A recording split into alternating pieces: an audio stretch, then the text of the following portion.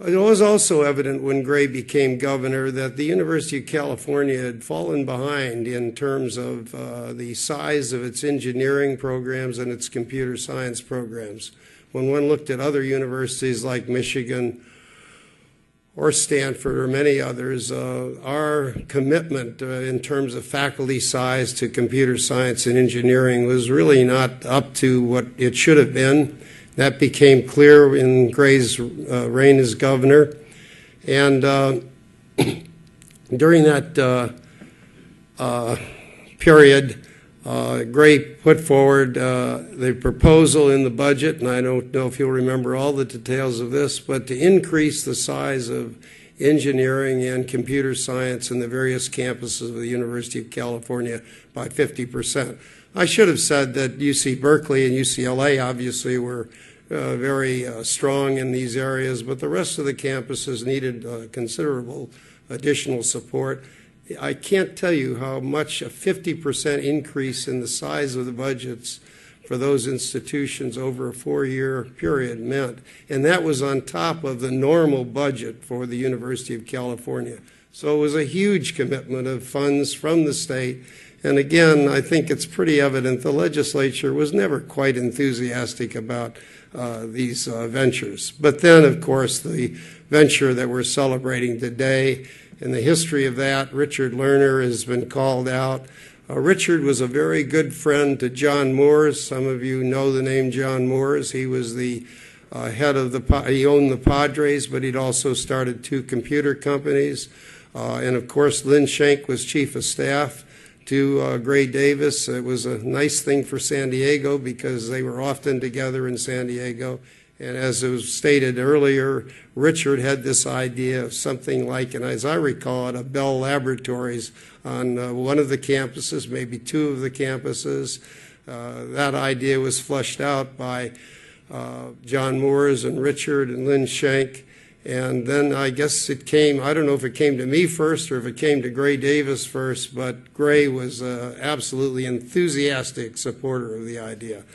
But we started with, I think, something like 2 institutions, then 3 institutions. Gray and Lynn assembled a group of advisors, leaders of high-tech companies and leaders from the university community to sort of flesh out the details. When it was all over, we had 4.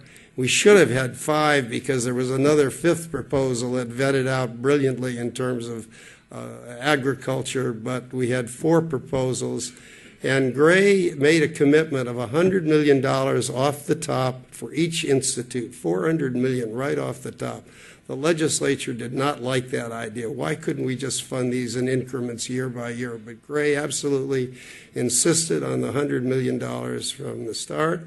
He insisted on a small amount of core funding for the institutes to continue over time, but the $100 million was to immediately go forward and build the facilities. Well, you've seen the end result. It's been quite stunning. Gray did mention several times the ratio of support. I was intrigued when the chancellor said it was 7-to-1. I always worried that it would be very difficult to quite make the 3-to-1. I really underestimated the enthusiasm for industry. And I might add, Gray Davis went around the state talking to industrial leaders about this and then getting those leaders to really put pressure on the legislature to move forward.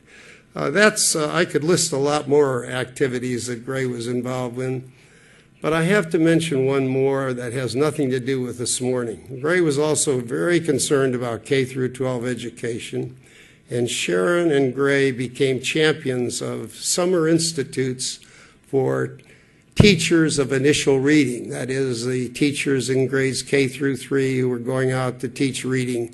And the fact was that most of them were very poorly trained, had very little background in what was involved in teaching reading. And so there were these series of summer institutes all over the state, hundreds of teachers brought in for a period during the summer months to get a deep exposure to certain areas of linguistics, research on the teaching of reading and practical experience. And Sharon, I remember in San Jose at the end of one of those institutes where the teachers just went wild in applause and enthusiasm for the experience that they'd had. I'm going to conclude by making a remark that may seem a little exaggerated, but I don't think it is. Gray Davis was a tremendous supporter of the University of California, and it is my belief, and you can look at this in various ways, the size of the university, the numbers. No governor in the history of the state of California has provided more support for the University of California than Gray Davis did during his period, both in terms of facilities, and still of those facilities are still being built today by bonds that he initiated, and in terms of our budget in general. So, Gray, I thank you. It's a wonderful moment in time to celebrate this 10-year anniversary. And I really was reminded of your enthusiasm for all of this as you made your remarks. You were a great supporter of the institution. It's now my opportunity to invite Larry Smarr to the podium. I'm not going to provide you with an introduction, but one of the most pleasant moments of my life was when Bob Dines called me and told me that Larry Smarr was coming to the University of California at San Diego. I was president at the time. I wasn't always sure I liked Larry because we were great competitors in an earlier period in the area of supercomputing, but to know that he was coming into the UC system was a very important event, and it's proved to be a great event for the university. Thank you very much.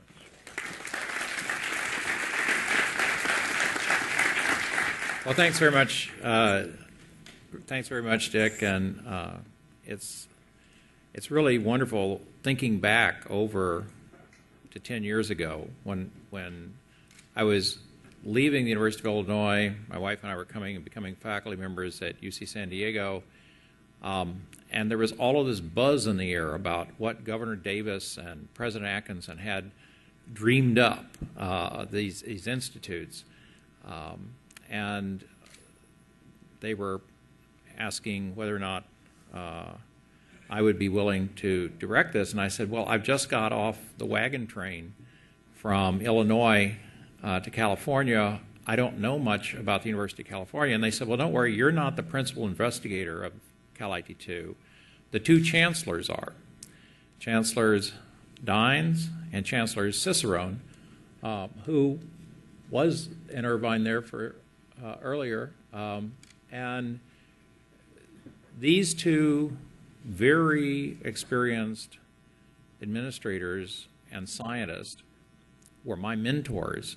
They were the ones who helped me understand what the University of California was about, how California worked, and without that, there's no way that I could have stepped into this as founding director and been successful. So Bob, I'd like you to come up for just a second and say a couple of words. And if Ralph is there, I'd like him to follow.